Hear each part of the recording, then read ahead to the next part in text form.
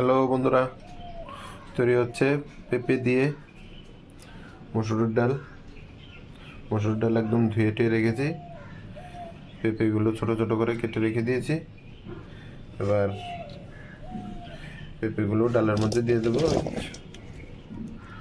দিয়ে এটার মধ্যে এবার জল দিয়ে দেবো। দেখুন, জল দিয়ে গ্যাসে চাপিয়ে দিয়েছি। এবার দিয়ে দেবো লবণ। লবণটা দিয়ে ঢেকে দেবো। এই দেখুন, ডালটা একদম সুন্দর সিদ্ধ হয়ে গেছে।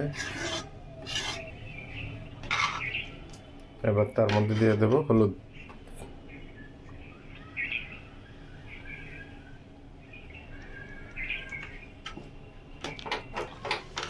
সুন্দর কালার চলে এসছে।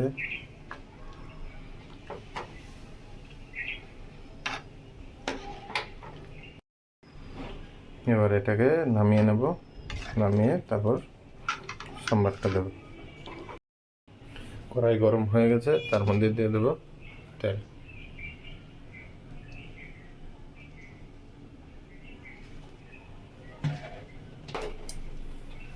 তার মধ্যে দিয়ে দেব শুকনো লঙ্কা, তেজপাতা।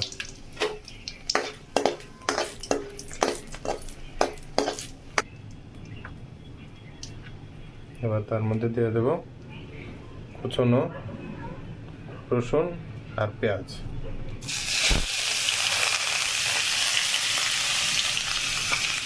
ভালো করে এটাকে এবার ভেজে নেব।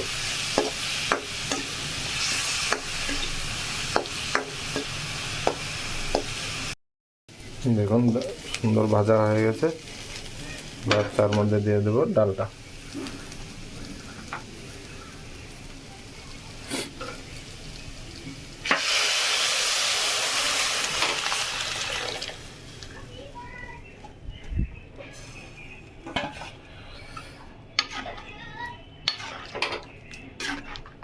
ভালো করে নাড়িয়ে একটু সময়ের জন্য ঢেকে দেব।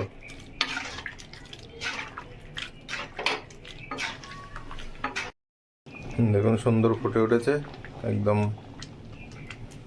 ঘন ঘন। এবার নামিয়ে নেব।